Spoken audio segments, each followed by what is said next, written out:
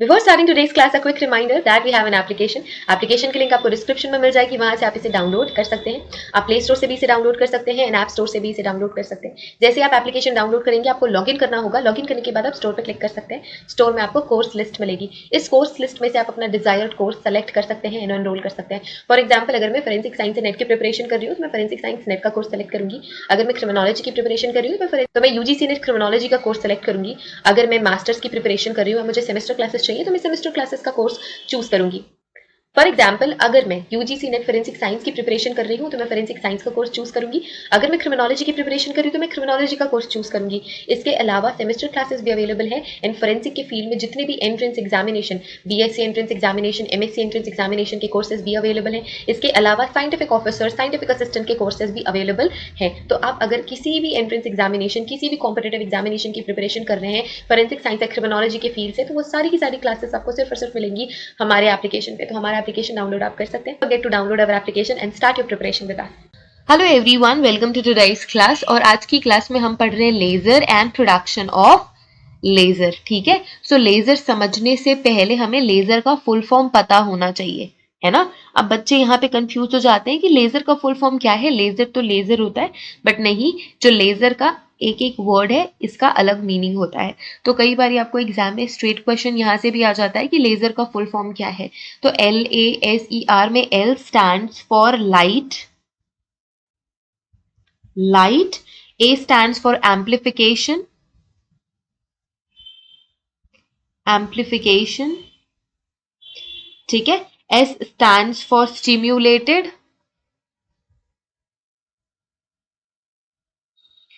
stimulated. ठीक है.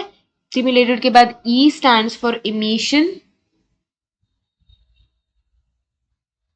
emission. and R stands for radiation. ठीक है. So light amplification by stimulated emission of radiation. अब यहां पे मैं अंडरलाइन कर देती हूँ सारे वर्ड्स को. LASER. तो क्या बना? लेजर. ठीक है.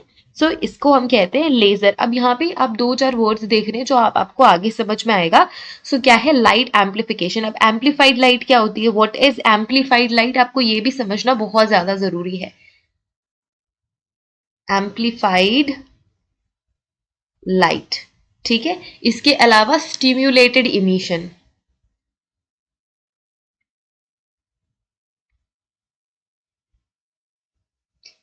ओके. एंड रेडिएशन तो आपको पता है, रेडिएशन हम पढ़ते हैं इलेक्ट्रोमैग्नेटिक रेडिएशन, है ना. तो इसे हम EMR भी कहते हैं, इलेक्ट्रोमैग्नेटिक रेडिएशन. तो एक एक करके समझेंगे. What is amplified light, stimulated emission और EMR. EMR हमने एक सेपरेट वीडियो में ऑलरेडी कवर करा हुआ है. अगर आपने वो वीडियो नहीं देखी है तो आपको वो वीडियो देख लेनी है. ठीक है.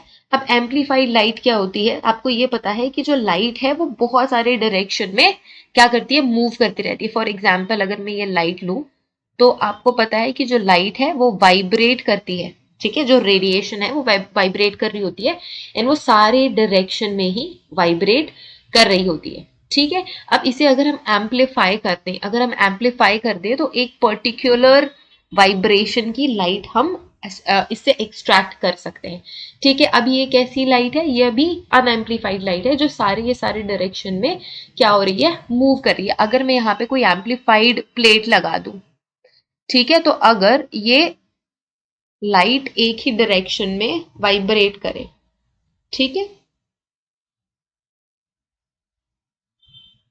तो अभी ये एक ही डायरेक्शन में वाइब्रेट कर रही है, तो ये मेरी लाइट कैसी होगी? एम्पलीफाइड लाइट होगी. देखो ये अभी कैसी लाइट है? It's non amplified. और ये क्या है? एम्पलीफाइड लाइट है. ठीक है. स्टिम्युलेटेड इमिशन क्या होता है? कि जो कि हमें स्टिम्युलेट करना पड़े, है ना, जो कि हमें क्या करना पड़े? इंड्यूस करना पड़े, तो उसे हम कहते हैं स्टिम्युलेटेड इमिशन. ठीक है.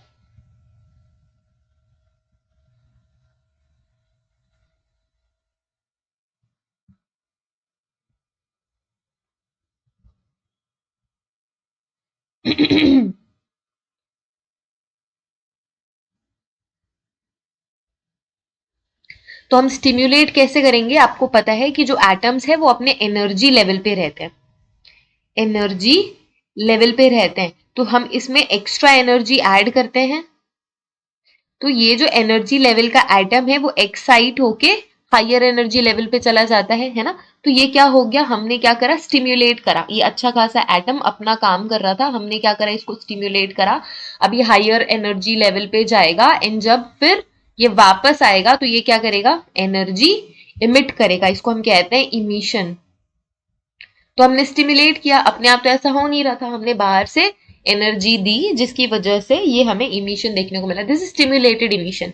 कुछ ऐसे एलिमेंट्स होते हैं जो खुद से ही लाइट इमिट करते हैं, वो उनके केमिकल रिएक्शन का पार्ट होता है, इंटरनल केमिकल रिएक्शन का पार्ट होता है। बट अगर हम किसी भी एटम को क्या करें, पोक करें, एनर्जी बाहर से दें और उसके बाद फिर इमिशन हम देखते हैं, तो उसे हम कहते हैं स्टिम्युलेटेड इमिशन।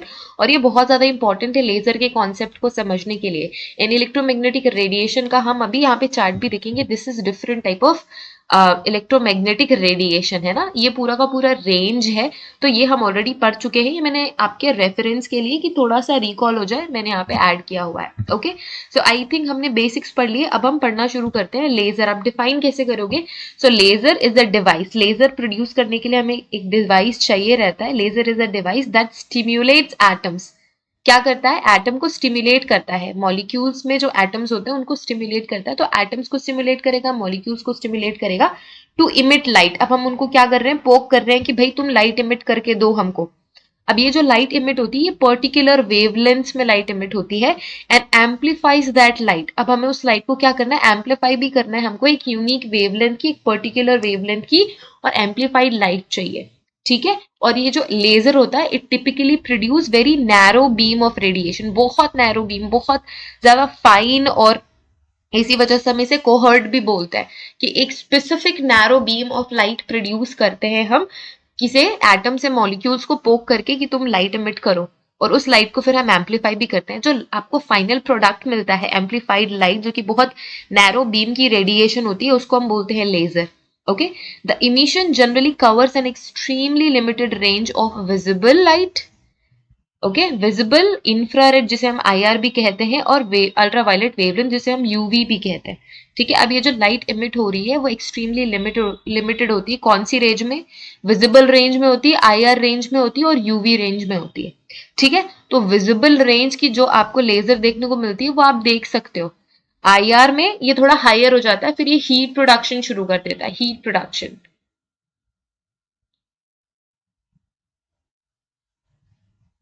हीट प्रोडक्शन, ठीक है, एंड यूवी वेवलेंथ में भी ये वर्क करता है। So many different types of laser have been developed अभी तक विथ हाईली वेरीफाइड कैरेक्टरिस्टिक्स। अब डिफरेंट डिफरेंट लेजर हमने ऑलरेडी क्या कर चुके हैं, हम उसे डेवलप कर चुके हैं जिसके अलग अलग कैरेक्टरिस्टिक्स होते हैं, सबके एक यूनिक यूनिक कैरेक्टर है एंड उसी कैरेक्टर के बेसिस पे हम इन्हें क्या कर सकते हैं, कैटेगराइज भी कर सकते हैं, सेग्रीगेट कर सकते हैं। अब जो लेजर है, जो कि मैंने इस वीडियो की स्टार्टिंग में आप सभी को समझाया, ये क्या इसका किसका एक्रोनिम है, ये जो लेजर है किसका एक्रोनिम है, light amplification by the stimulated emission of radiation. तो इसके फुल फॉर्म में ही आपको लेजर का कॉन्सेप्ट समझ में आ जाएगा कि लाइट को हमने एम्पलीफाई करा हुआ है, और ये लाइट कैसे हमें मिली है, स्टिम्युलेटेड इमिशन, जब हमने रेडिएशन को स्टिम्युलेट करा है तब जाके हमको ये एम्पलीफाइड लाइट मिलती है जिसे हम कहते हैं laser. Okay, now this is for reference. मैंने क्या बोला, IR रेंज में आपको मिलती है, UV रेंज में और विजिबल रेंज में। ओके, सो इसके स्पेसिफिक वेवलेंथ्स होते हैं। अब आपको ये जानना है कि लेजर प्रोड्यूस कैसे होता है। बस यही कॉन्सेप्ट है कि आपने क्या करा, आपने एटम को पोक करा है और उसके बाद वो एनर्जी एब्जॉर्ब करके एक्साइटेड हायर लेवल पे जाएगा, एंड जब फिर वो वापस अपने ग्राउंड स्टेट पे आएगा तब जो एनर्जी इमिट करेगा उसको ही हमको एम्पलीफाई करना है। So laser is a device that amplifies light. ठीक है, लेजर क्या है, लेजर एक ऐसा डिवाइस है जो लाइट को एम्पलीफाई करता है by the means of stimulated emission of radiation. In other words, the laser is a generator and amplifier of the radiation from the light. क्या करता है, जेनरेट भी करेगा, एम्पलीफाई भी करेगा। अब जो एटम्स है, it is composed of a nucleus with the electron orbit around it. ठीक है, तो हमें ये पता है कि कैसा होता है। लेट्स से ये क्या है, न्यूक्लियस है, इस पे प्रोटॉन्स रहते हैं और न्यूट्रॉन्स रहते हैं। अब ये डिफरेंट डिफरेंट क्या है, शेल्स हैं। ऐसे ही होता है, आपने जूनियर क्लासेस में पढ़ा है। यहाँ पे क्या होते हैं, इलेक्ट्रॉन्स होते हैं अपने एनर्जी के अकॉर्डिंग। अब इन इलेक्ट्रॉन्स को, फॉर एग्जाम्पल मेरा टारगेट है ये वाला इलेक्ट्रॉन, मैंने क्या करा, इसको बाहर से एनर्जी प्रोवाइड करी। अब ये एनर्जी फील्ड, अब इस एनर्जी का क्या करे बेचारा, तो ये कहाँ चला जाएगा, ये हायर एनर्जी लेवल पे चला जाएगा, है ना। तो ये भाग के आ गया हायर एनर्जी लेवल पे। अब हायर एनर्जी लेवल पे ये तब तक रहेगा जब तक कि इसका जो एक्साइटमेंट है वो वापस से कम नहीं हो जाता। ठीक है, अब क्या होता है, अब इसको वापस तो आना पड़ेगा अपने ही घर, है ना। हमेशा हमेशा के लिए तो इस हायर एनर्जी स्टेट पे ये रह नहीं सकता। तो ये क्या करता है, जब ये वापस आता है तो अब इतनी सारी एनर्जी लेके वापस से अपने ग्राउंड स्टेट में नहीं आ सकते, तो ये एनर्जी वापस से अपने ग्राउंड स्टेट में आता है और ये एनर्जी क्या करता है, इमिट करता है। ये एनर्जी इमिट करता है और इसी एनर्जी को हमने क्या करना है, एम्पलीफाई करना है। और हमारा वो क्या है, डिवाइस क्या है, लेजर। अब ये वापस से आ जाएगा अपने ग्राउंड स्टेट में, ठीक है, अपने ग्राउंड स्टेट में वापस आ गया। अब ये जो ग्राउंड स्टेट में वापस आया है हमारा एटम, इसने एनर्जी रिलीज कर दी और इसी एनर्जी को हमने क्या करा, इसी एनर्जी को हमने ट्रैप कर लिया। ओके, और उसके बाद फिर हम इसका लेजर प्रोडक्शन करते हैं, इसे एम्पलीफाई करके लेजर प्रोड्यूस करते हैं। अभी देखो दो स्टेप्स हैं इसके, यहाँ पे भी देखो, यहाँ ये तो मैंने आपको एक डायग्राम के थ्रू बताया। ये जो आपको फोटो या फिर आप बोल सकते हो इमेज दिख रही है स्क्रीन में, दिस वन, तो ये क्या है, ये है आपका एटम। ये डिफरेंट एनर्जी लेवल्स हैं, ये डिफरेंट एनर्जी क्या है, ये डिफरेंट एनर्जी लेवल्स हैं। और यहाँ पे फर्स्ट स्टेप में आपको एब्जॉर्प्शन शो हो रहा है। हमने क्या किया, H new is nothing but energy. अब ये एनर्जी अब्जॉर्ब करके कहाँ चला गया, हायर लेवल ऑफ एनर्जी वाले प्लेस में, कि अब इसके पास एनर्जी ज्यादा हो गई ना, तो इसको हायर लेवल पे ही जाना पड़ेगा। अब ये इसका क्या था, ग्राउंड स्टेट था, मतलब ये तो इसका घर है, ग्राउंड स्टेट तो इसका घर है। अभी इसने एनर्जी खूब सारी लेके हायर स्टेट में चला गया, इसको हम एक्साइटेड स्टेट कहते हैं। अब इसके बाद इसको क्या करना है, वापस भी आना है अपने घर वापस। तो वापस आने के लिए इसको फिर से अपनी ग्राउंड स्टेट में जाने के लिए उसका बेसिक एनर्जी मेंटेन करना होगा। तो इसने क्या करा, एच न्यू रिलीज कर दिया। So this is emission. और इस एनर्जी को हमने क्या करा, इस एनर्जी को हमने किया ट्रैप और फिर क्या किया, एम्पलीफाई। ओके, सो इस तरीके से लेजर का प्रोडक्शन होता है। यहाँ पे भी देखो, यहाँ पे प्रोटॉन है और न्यूट्रॉन है। न्यूट्रॉन तो अपना आराम से चल करता है, ना तो पॉजिटिव ना तो नेगेटिव, कोई उसको स्ट्रेस ही नहीं है। यहाँ पे आपके क्या है, एनर्जी लेवल्स हैं। ओके, सो यहाँ पे क्या हो रहा है, एब्जॉर्प्शन हो रहा है और एनर्जी हायर एनर्जी लेवल पे जाएगा। यहाँ से ये ग्राउंड लेवल से ऑलरेडी हायर एनर्जी लेवल पे आ चुका है, ये एनर्जी है जो हमने दी है। तो यहाँ पे क्या हो रहा है, एब्जॉर्प्शन हो रहा है। जब ये वापस ग्राउंड स्टेट पे आएगा ये हमारा एटम, तो ये क्या करेगा, इसी एनर्जी को रिलीज कर देगा। जब ये वापस से मूव डाउन करेगा अपने ऑर्बिट में, तो यहाँ पे इमिशन हमको देखने को मिलेगा। Okay, the atom is said to go from ground state energy level to excited state of energy level. The atom will then calm, and when the energy is no longer supplied, and the electrons will return to the ground state in their original lower orbit, they will release some energy that was applied to them earlier, है ना। जो energy हमने extra दी थी, वो जो energy वो release करना जरूरी है। This energy releases in the form of photons. किसके फॉर्म में एनर्जी रिलीज होती है, फोटोन के फॉर्म्स में एनर्जी रिलीज होती है, which are particles of light. हमने ये पता है ना कि जो पैकेट्स होते हैं, लाइट के पैकेट्स होते हैं, उनको हम कहते हैं photons. Okay, and now we can see this happen when you can see this happen। एक जनरल एग्जांपल अगर मैं बताऊं, अगर कभी आपने इलेक्ट्रिक स्टोव यूज करा है ना, हम उसमें इलेक्ट्रिसिटी अप्लाई करते हैं, तो हम क्या कर रहे हैं, उस इलेक्ट्रिसिटी से जो एटम्स है वो हायर एनर्जी लेवल पे चले जाते हैं और फिर उसी एनर्जी लेवल पे रहते हैं। एंड देन फिर जब एनर्जी ज्यादा है तो वाइब्रेट भी करते हैं और इसी वजह से क्या होती है, हीट प्रोड्यूस होती है। हीट कॉइल, जो कॉइल होता है वो हीट होने लग जाता है because of that extra energy atoms produce कर रहे हैं। The heating coils get very hot as well as it gives light. आप बिल्कुल देखोगे रेड कलर का बर्निंग, उसमें से आपको बर्निंग फील आएगी और रेड कलर का कंप्लीट हो जाता है वो गैस स्टोव, आपने जो कॉइल्स अगर देखे हैं तो। Okay, the same happens with the incandescent light bulb and fluorescent tube as well। तो ऐसे होता है, जैसे ही आप स्विच ऑफ करोगे तो क्या होगा, ये एनर्जी जितनी उतनी रिलीज होगी, जो एटम से वापस से अपने ग्राउंड स्टेट पे चले जाएंगे एंड हीट प्रोडक्शन भी बंद हो जाएगी। When the light is released from these sources, a rainbow of color is given off. Each color of light has its own wavelength. Therefore, most light sources emit many wavelengths of light। तो हमको हर तरीके के wavelength of light नहीं चाहिए, इस वजह से हमें क्या करना है, एम्पलीफाई करना है, एम्पलीफाई करना है ना। हम स्पेसिफिक वेवलेंथ एम्पलीफाई कर सकते हैं with the help of laser mechanics, with the help of laser, ठीक है, इंस्ट्रूमेंट है लेजर, उसके हेल्प से हम एम्पलीफाई कर सकते हैं। एंड दिस इज लेजर, ठीक है, ये आपका पूरा का पूरा कॉन्सेप्ट है लेजर का एंड प्रोडक्शन ऑफ लेजर, कि किस तरीके से हम लेजर प्रोड्यूस कर रहे हैं, लेजर एग्जैक्टली है क्या, what is the basic concept of laser, ठीक है। अब आपको इसकी कुछ इंपॉर्टेंट प्रॉपर्टीज भी देखनी होगी, लेजर की प्रॉपर्टीज हैं, बहुत ज्यादा इंपॉर्टेंट है।